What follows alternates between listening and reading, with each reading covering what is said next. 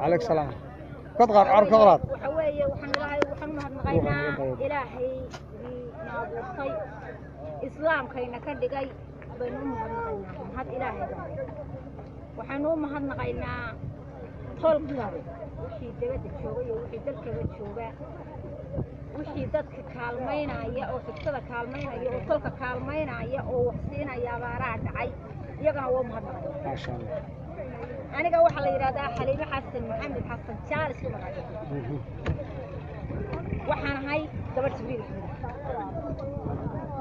waxaan u dhaxay qabiilka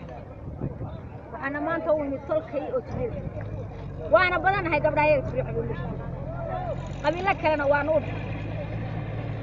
waxaan u mahadnaqaynaa gabdhaha Jibriil Axmed oo qurba joogta oo dabadaha jooga oo tolalka kale qabaan oo xigtada wuxuu soo diraya oo tolka wuxuu soo diraya oo abaaraha iyo walaalahood ka soo kaalmeynaya baan u mahadnaqaynaa ما شاء الله annana waxaan u mahadnaqaynaa annana ka sii mahadnaqaynaa tolkayo oo dhibaatada haysata nala qaybsaday oo haddaan ugu nimi dhaxdin kale nahay oo ugu nimi oo bahay ugu nimi wax naga siiyay iyagana waa mahadnaqaynaa oo wixii wiilku qaadanayay aan saamin naga